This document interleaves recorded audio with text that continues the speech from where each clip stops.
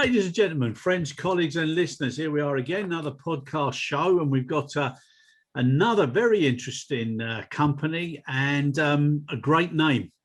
I'm talking about, and please, Tim, correct me if I mispronounce the name, but Caeli Nova. Is that good enough? Caeli Nova, yeah, that's close enough. Okay, yeah, not the best at languages, as you can tell. I'm not even that good at English. But anyhow, listen, what a lovely name, Fresh Air. And the person I'm talking to is Tim Wakeford, who's the CEO of Caeli Nova. So, Tim, lovely to have you on board. Thank you so much. Thank you. Nice to meet you. Nice to be here as well.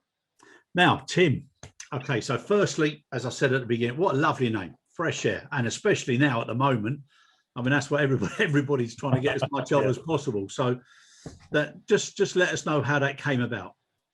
So the company was actually, we started around 2018 when we started building the team, and we've accelerated that over the last few years. But we were actually founded by two Swiss Air Force pilots who were both fly the F-18 in the Swiss military. One of them happens to be a medical doctor as well, and they did a lot of research into how the body absorbs oxygen, how we breathe, how we do that in more challenging circumstances, such as high altitude is a really good example. And they came up with a new approach, a new way of doing that, and that was where the company all came from. And hence, sort of Fresh Air is the name that we went for, the Latin version of that, because it's all about helping people to breathe more effectively in challenging environments. I bet you've had some good nights out with him, haven't you? A doctor and a pilot. Yeah, he's a really impressive guy, actually. Mark, he's our chairman, and he's trained as a doctor and a fast jet pilot, kind of in parallel, which is an incredible thing to take on. And he came up with some of the core technology that we use in the business as well, which is fantastic. My God, I wonder what he does in his spare time. Fantastic. Right. So basically now, Mark, let's go into what the company is. So it's an advanced cabin emergency oxygen system for both commercial and military passenger aircraft, correct? Yeah, that's correct. Yeah. So we basically took the core research that our founders did and looked at what that could be used for. And one of the things that they came up with in the very early days was looking at routes for commercial aircraft in different parts of the world. And the story is that they were flying to Hong Kong. One of their old pilot colleagues was the commercial airline pilot flying the plane. And when they arrived, they went for a beer. They asked them about the route, where did you fly, and which route did you take? Kind of the sort of nerdy pilot stuff. And they found out that the plane was flying a longer route because it couldn't go directly over the Himalayas to get to Hong Kong.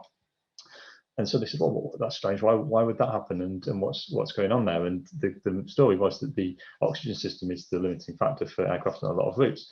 And so both of these guys were looking at what do we do with our technology? We're thinking about breathing. We're thinking about how do you improve the oxygenation of people in different situations. And they realized that they could apply that to the oxygen system and remove some of these limitations that commercial airlines face today. And we've since worked out that that's costing airlines probably upwards of $360 million a year. And so we've got a huge opportunity that we can bring to the industry.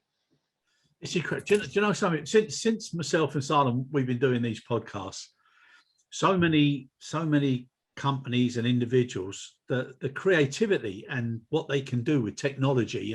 And sometimes, like you said, just through a conversation or somebody having a little, light bulb moment, I just find it's incredible, the things that can be done now. Yeah, it's amazing. Yeah, and if airlines or any part of the industry, instead of trying to do so much themselves now, if they just look as if they went into a technology supermarket and said, I'll have two of them, I'll have one of them, I need a bit of this and a lot of that. It's a great way now of putting things together to really, really focus on the sustainability side of the business.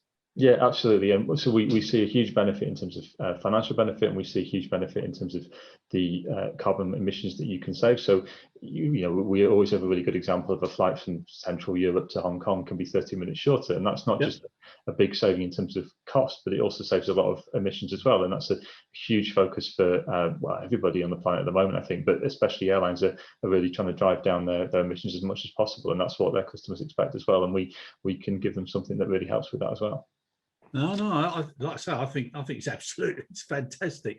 I won't, but I wish I was around in another 50 years to see what people are going to come up with, because it's It's incredible. And I think this last year or so, with all this pandemic and, you know, all the negativity and everything, it's actually enhanced people's appetite and engagement with technology and thinking out of the box and thinking differently. So it's probably enhanced everything by probably 10 years into one, which is not a bad thing. Absolutely, I agree. And we're trying to be kind of quite quick and slightly more agile with our development and bringing our product to market faster than perhaps is typical in the aerospace industry. And we've built the organization to do that as well. So I think, as you identify, you know, there's a lot of new opportunities and new ideas all the time, and they quite often die and they quite often don't make it as far as getting installed into an aircraft, which is a real shame.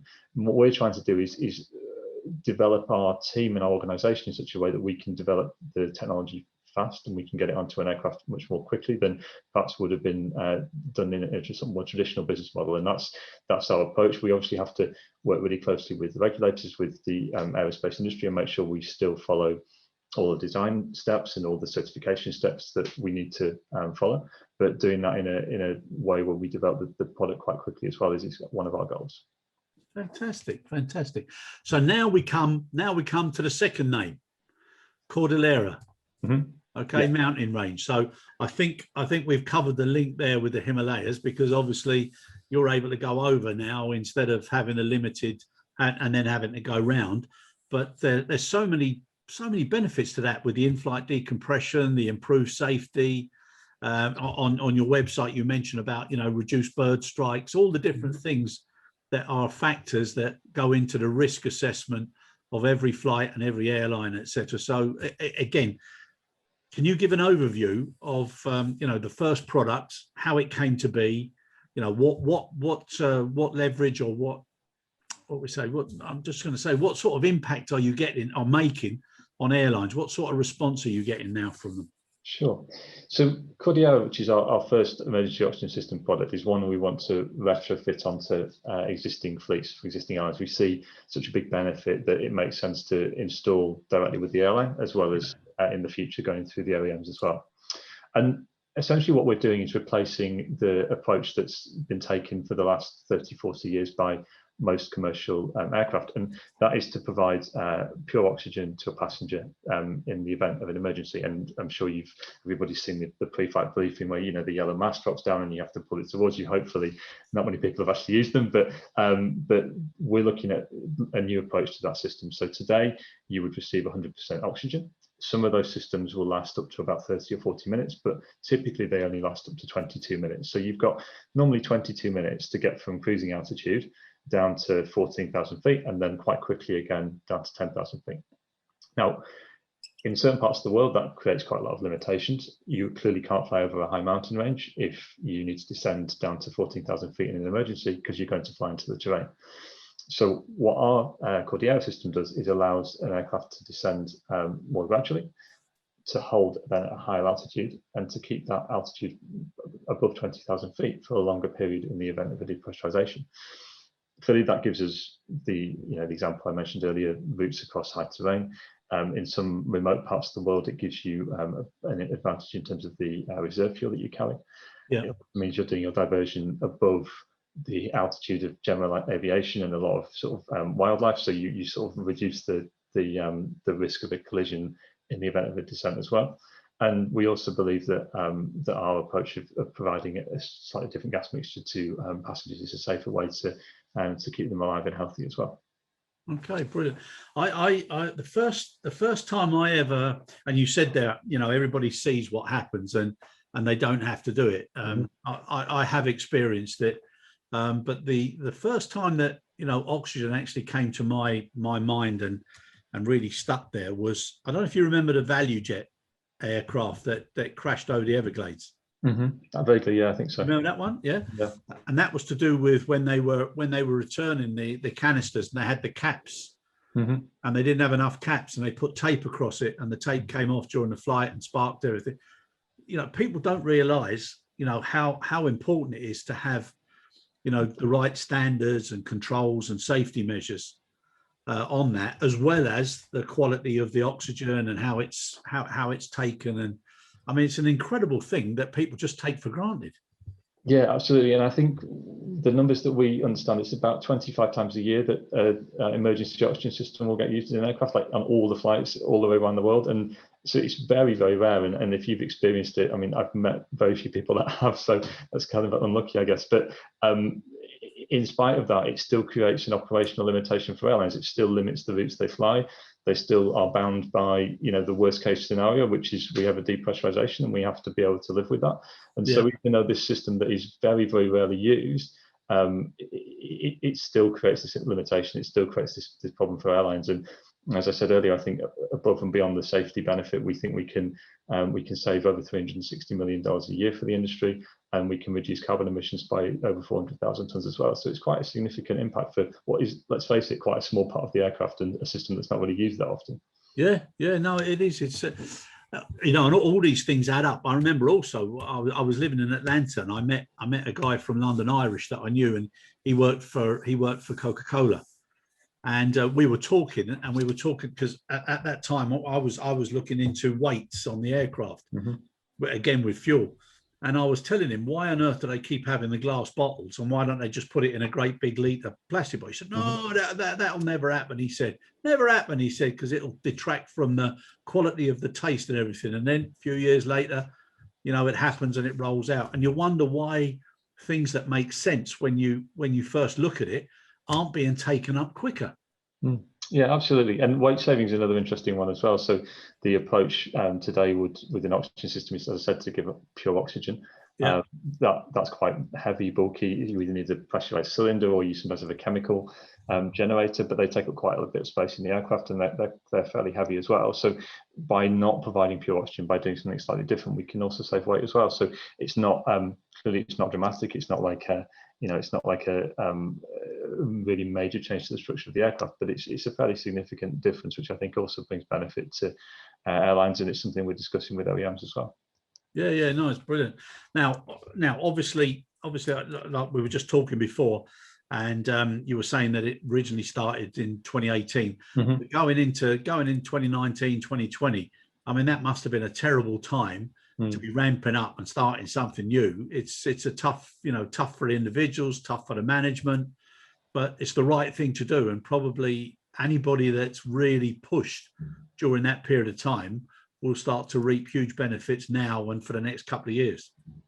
Yeah, absolutely. We actually doubled our headcount in 2020, and I don't think there's many aerospace businesses out there that could say the same.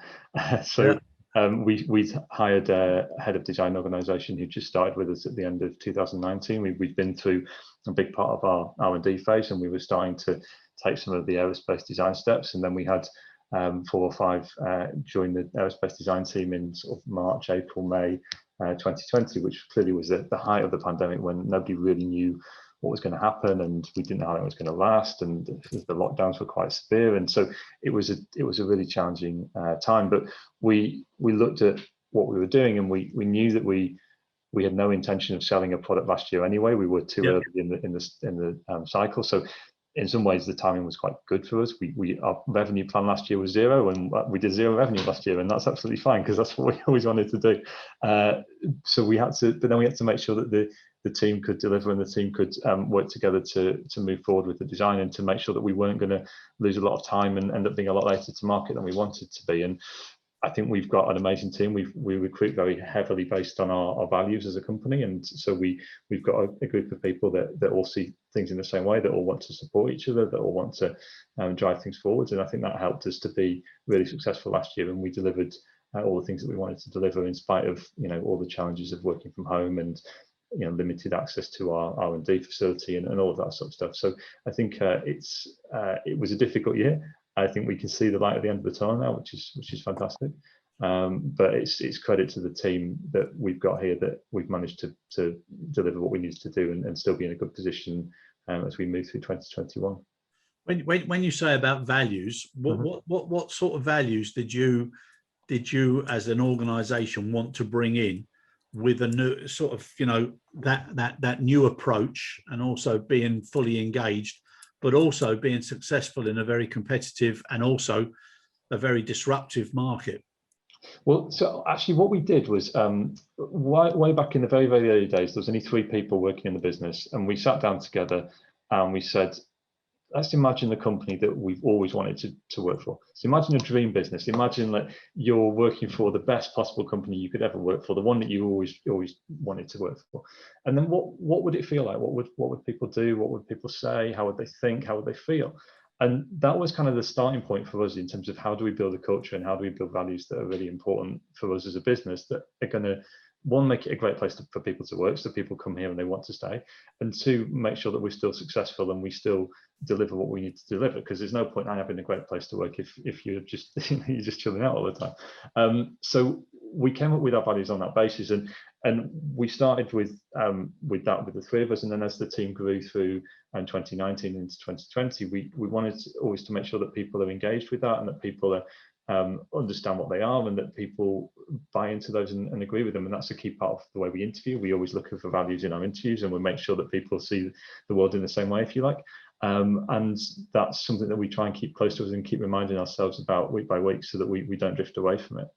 In terms of the values themselves, so we talk about encouragement, which is all about supporting each other and making sure that we collaborate really well. We talk about empowerment. So I always want to see that people own their own projects, they deliver their own work. We don't have project managers in the company. Everybody is their own project manager. They all have a piece of work they have to deliver, and they deliver that well. We talk about excellence. So as you said, you have to do things differently and better. You have to, we're a small company in a big industry with a lot of big competitors. So we have to go above and beyond every time. And then we have energy. So that's good. One of the things that I really like, one of our team who joined us from one of the OEMs after sort of 6 months with us said, I get up on a Monday and I'm really excited to come to work and to see people. And I think that really just sums up the energy piece really nicely.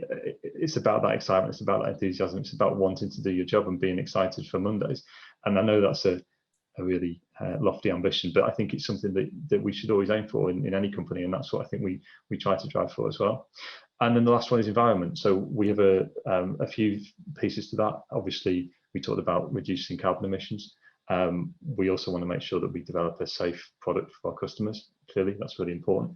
And then finally, we have an R&D facility here on the premises, and we need to make sure that's a safe environment for people to work in as well. So that's kind of the five E's we call them, which are our values, and that's how we run the business. That's how we recruit into the business, and I think that's one of the things that helped everyone to pull together in 2020 and be successful and deliver what we need to deliver. And you mentioned there about, instead of everybody wishing each other a happy Friday message or whatever, it's welcome Monday. Mm-hmm. Yep. But to have that sort of mindset is all about what you do with your time. And I think this last year has made people realize how important time is, mm-hmm. and what you do with it, because you can't borrow it. You can't buy it. You can't put it in a box and open it in a couple of years' time. And I've yet to find anybody on their deathbed who said they wish they died several years earlier. So, what you do and how you spend your time and the realization of enjoying that time, even at work, is now where I think everybody's starting to look at these balances moving forward. Everybody spoke about work life or life work. I think now it's the value of time and having a purpose, and that makes you a lot stronger in everything you're doing. So I think fair play to you. And what a great way to sit down and work out, what to do if it was the ideal company. Yeah, absolutely. And I can't take credit for that. It was somebody else's idea, but I think it's a really great little exercise just to make sure that you're setting out in the right direction. And we try and challenge ourselves and hold ourselves to that as we go through as well. Yeah. And what would you say? What would you say is your door opener, or that that spark that makes people in an airline think, do you know something? I need to talk to these guys more. So I think clearly we save money, and that's a big deal for any airline. Yeah. The sustainability angle is also really important now, and I think that's becoming more and more important. And I think those are the two things that really drive a lot of interest in airlines. And clearly then as they start to get to talk to us and they see the way we do things and they realize that, we are capable of developing something quickly for them that's going to save them money and reduce their emissions. I think that's another thing that really helps them to kind of understand and want to work with us as well. Exactly. And I think if you were to list 20 odd words now that were familiar pre-COVID, the ones that are right up there now, it's people are going to start making choices with the companies that they use or they interact with, and the companies they work with, how they approach the sustainability issue, how they approach everything to do with their values. I think there's going to be a real paradigm shift now in how people focus on what they want moving forward, and those that don't take notice of that, I think they're going to get left behind. But still, the greenback is king. So at this moment in time, anything to do with saving money or cost reduction, along with sustainability, is going to make a big difference to them.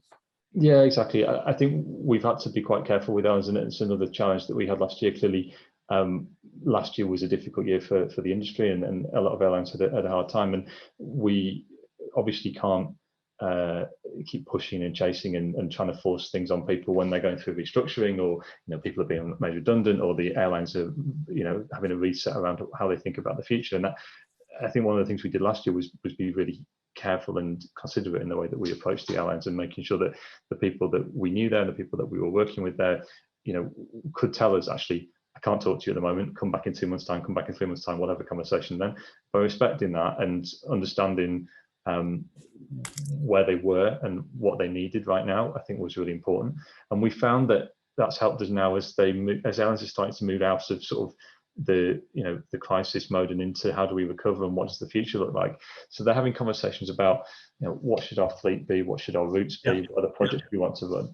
And that's where we're really relevant to them, because we're saying, well, as you're looking at that, as you're thinking about your new fleet, or what your fleet you're going to use in the future, what routes you're going to take, the projects that you run are really important, and we can save you money, we can reduce your emissions, and we can be retrofitted onto your existing fleet. So that's when we're now having really good conversations with them, because rather than push them and chase them when they were really struggling, now they're looking to the future, and when we believe we're part of that future with them. Yeah.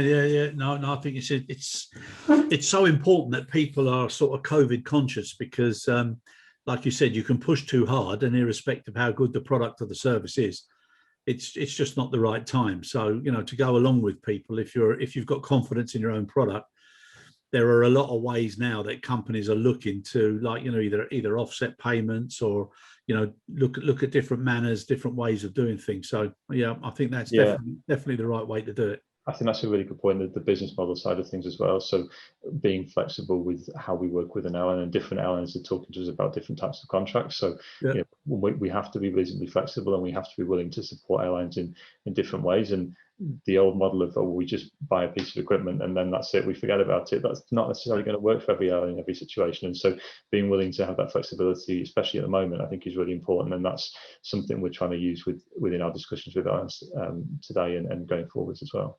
Yeah, and I think a lot more now as well, Tim, with regards to the clarity, the communication, and then the competence and the compliance and the control.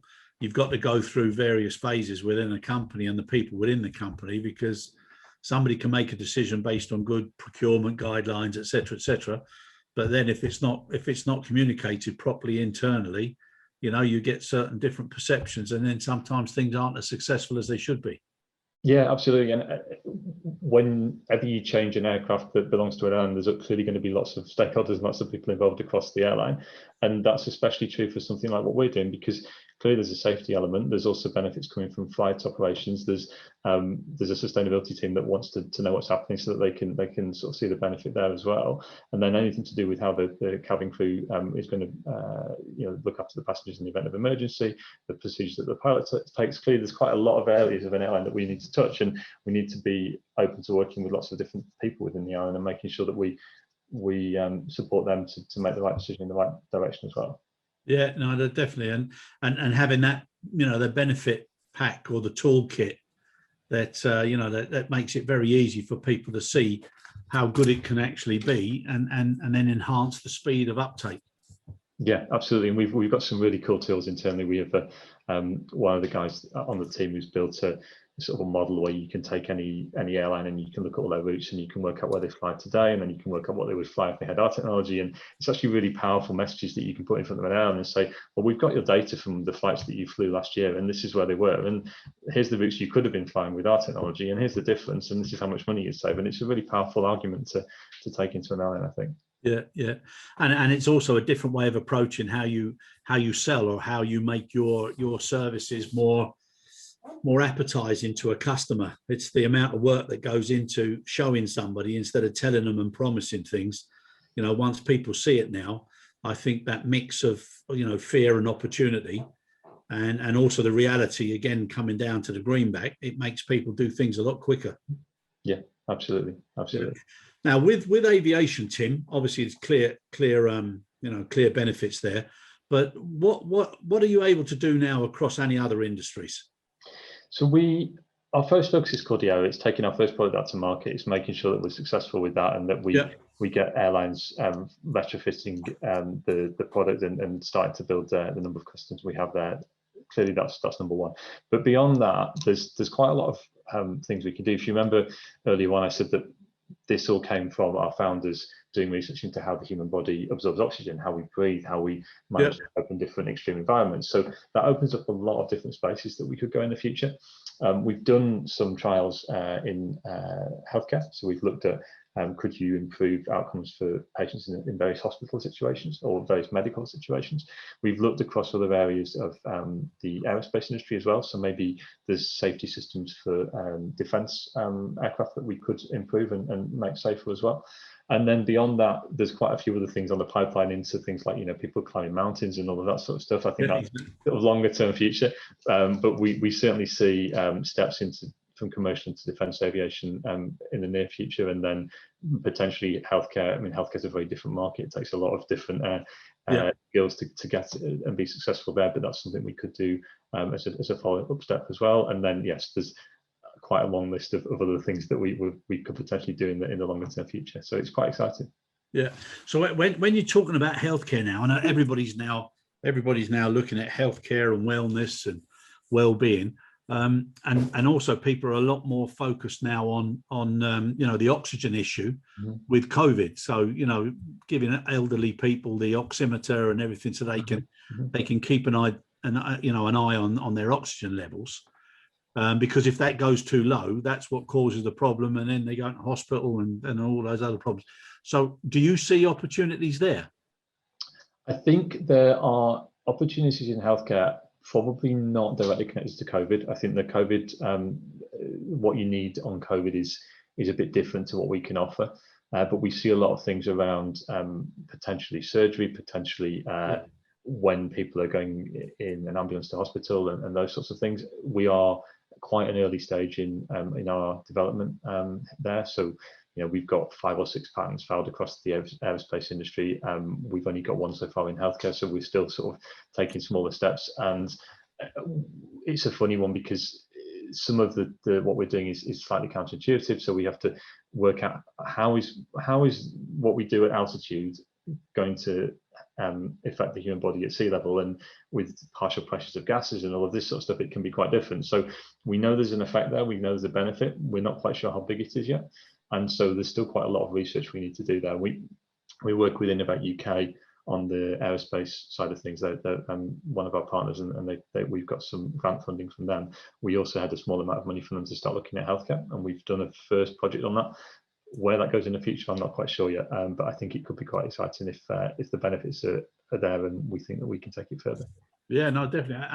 And what about sports recovery?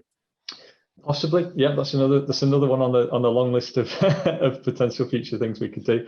It's always a case of trying to work out which markets are going to tell you the most about the next ones as well. So if we start thinking about healthcare and we can understand how it would work in a hospital situation and what benefit that would give, then understanding that in more detail, you can then draw it out into lots of different directions, and sports recovery, or work climbing mountains, or different type of medical interventions. There's quite a few different ways you could go with that. I think it's one we don't know enough about yet, but it's one that we want to spend a bit more time investigating in the future as well. Okay, no, brilliant. Well, good luck to you all. Now, as far as ramping up or being able to cater for, just say, a huge upsurge, because we were talking about after the pandemic, and people are talking about, you've got governments talking about build back better. I've been trying to say, don't say build back better, because it looks as if you've demolished everything, or everything was no good before. It's about bouncing back better, which is definitely going to happen, and it's going to go crazy. And then it's how do you how do you bring back better once that bounce back better puts all that extra pressure on supplies, on products, on deliveries, on infrastructure, on people as well. And luckily enough, I had the chance last week down in Cornwall, to visit a few restaurants and leisure facilities. And I got to say, the quality of service is not that good. And I was chatting to some of the people, and it was either their first day or their first week, or they were coming into the business from other businesses, etc. And they weren't getting the right training. They knew that themselves. So I think that, there's a little bit of patience now that's necessary from all of us who actually go somewhere. I think we have to be appreciative that we can go and that we appreciate the people who are serving us. And then the people that are serving us have got to try and go out of their way to make it such a special experience to make it worthwhile. So that uptake and that pressure on the bounce back better, do you see any limits, or are you able to roll out? So if tomorrow suddenly, everybody got together and there was a presentation from yourselves at one of the conferences, and then you were bang, bang, bang, bang, every single airline, alliances, they're all saying, right, we need to do this, we need to do this. Is there any pressures on you guys there as far as rollout? I think so at the moment. I think it's a really interesting point, and it'd be lovely to have 10 airlines with contracts ready to sign tomorrow morning. So I think that's a challenge that we would cope with. I think it's one that we deal with. I think it's the reality is that we'll probably gradually start to increase the number of airlines that we work with, and I think having that the launch customer and the launch installation, and once everyone sees it flying on an aircraft, I think that's the point at which normally airlines start to get more excited. So your launch customer always takes a little bit of a risk regardless of what the system is, and I think that's kind of well known in the industry. And so once it's installed and once it's flying, I think we will get that peak of interest, and we will get that kind of rush of people who are keen to start buying. Can we cope with that? Yeah, look, I think we can. We're not doing this all in-house. We're not doing it all ourselves. We're doing the design work and we're leading all of that activity, but we'll use manufacturing partners and assembly partners to put the equipment together, and we've given them really clear visibility of what our future demand should look like, and what our kind of hockey stick of increased sales is how that's going to happen. And so I think we are confident that we're putting the right people in place to help us and support us and make sure that if we do end up being hugely successful, more than we even dreamed, then we can cope and we can manage, and it would be a fantastic problem to have. Yeah, I think, I agree with you. And as far as that's concerned, obviously, I think another learning experience, and a valued one, was pre-COVID. Everybody was chasing the dollar, grow, expand, and that sustainability level was really pushed. And when people realised that safety net was very, very small and it wasn't that strong, I think it's making people look a lot differently now. As far as spreading your suppliers, are you also looking at collaborating with more than one party so that you don't keep everything in one basket, so to speak? It sort of depends on where we are in the system, really. So there's some parts of our design that are really quite specialized, and we know that we need a specialist partner to come in and help us with that, and we accept that might just be one partner during the design phase, and that's something we have to do. And I think it's really difficult it comes back a little bit to the values we were talking about as well before. We want to make sure that our suppliers are well aligned to our values, and it's really difficult to say, hey, you're the supplier for us, but we're also just using the one on the side as well, if you don't mind.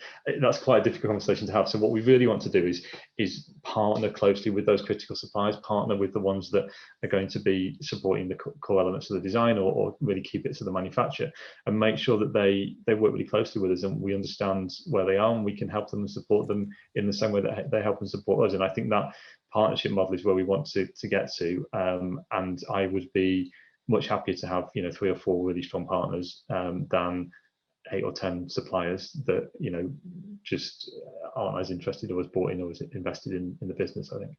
Yeah, no, that makes sense. If you've got a passion and engagement, it's worth a lot more than just targets. Absolutely. Talking about targets, and the two lads who kicked it off, Have they got an outline or a 10-year vision or a 10-year picture of where they want to be? I think they're actually, as founders, they're really great to have on the team. So that they're not full-time involved in the business. They both say to me, with pilots, we don't know much about business, and they're quite happy to keep it like that. I think that they brought in the technology, and they're just really happy to see it grow and to see it develop and to see more things happen with it in the future, and that makes them excited. So as long as we are here developing products out of their ideas and taking them out to the market and installing them on aircraft or wherever else we want to install them in the future, then I think they'll be really happy to see that continuing, basically. Yeah. Okay. And Tim, yourself now, how did you come to get into it, and why did you make that decision to step off of whatever platform you were on before? So I was, my background's mostly in aerospace. I worked at Rolls-Royce in the gas turbine supply chain, and then I went into consulting for a little while, and I was working with industrial companies.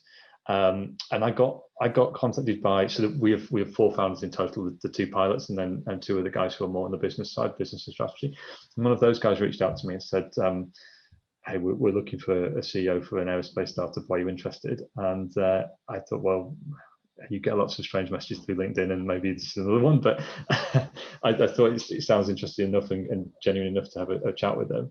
And I think I had a few conversations over the phone. I met one of the founders in London, then I flew out to Switzerland and met 3 of the others. And their sort of passion and excitement and enthusiasm for the technology was really kind of infectious. I could immediately see me taking one of these guys into a meeting with an OEM or an airline and just talk to them, and they kind of convinced them. Yeah. And so that was really sort of a huge thing for me. And then on the sort of the business side, they'd already raised a little bit of investment, and they were really confident that they could support it financially as well. And so for me, it was, well, yeah, there's some risk associated with this. It's a business that doesn't exist as such yet, but it's a massive blank sheet of paper to say, well, like we talked about before, build the business you always wanted to work in, and here's an opportunity to do it in an industry that I know really well. And so for me, it was something that was almost impossible to say no to, and I'm really glad that 3 years on, I'm still here, and it's all moving in the right direction.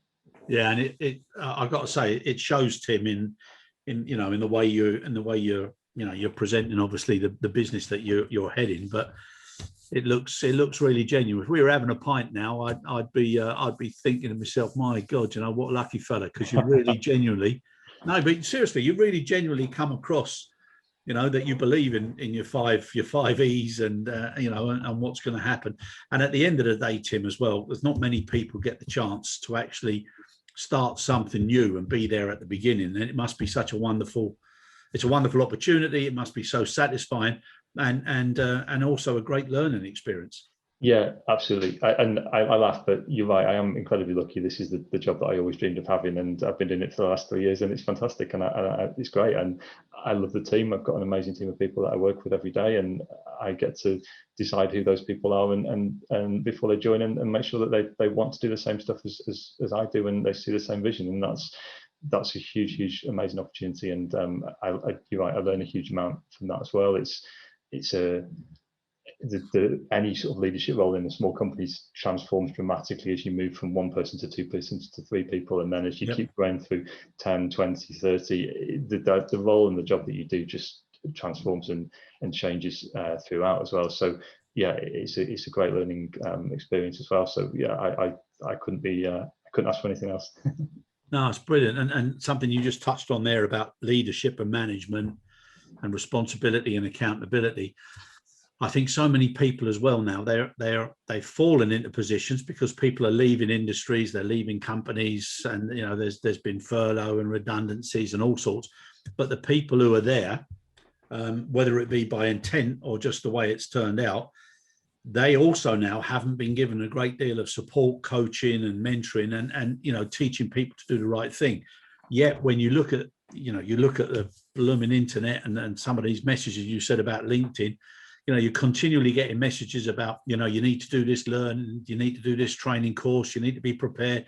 There's so much out there, and I'm not saying it's not of good quality or whatever, but at the end of the day, what people need now is something very, very practical that helps them accept and enjoy the responsibility of being responsible for other people and maintaining the accountability of that position that comes with it. But I think also good companies, before they become great, they also have to realize that there's a sort of a percentage differential, that you need to focus on the ones that you want to be the trainers, but also the rest of the staff, to understand why all of us in life, we all have to report to someone, and why being an enabler of that relationship of leadership is as important as a success factor as the people who are being trained to lead, because they've also got problems with their old colleagues, with friends, with, you know, how do I tell somebody that this has got to be done? So I think that communication now is going to be something that's so important moving forward.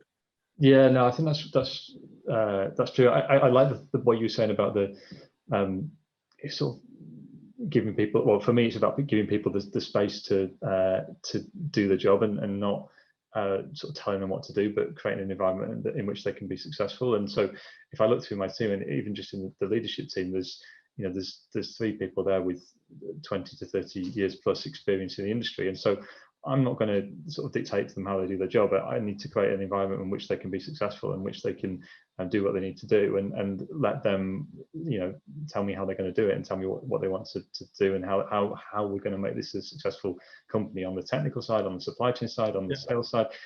That's how I think you have to work, and I think that filters down through the organization. We hire people with really good skills and experience. That's kind of a table stakes, and as I said, adhere to our values. And if you get people that know what they're doing and see the world in the same way as you do, then you don't really need to lead them and direct them that much. You can give them the space and the freedom to do the right thing and to move the company in the right direction. And that's always been my approach, and I think that's working well for us so far. And I think it makes it a more exciting place for people to work.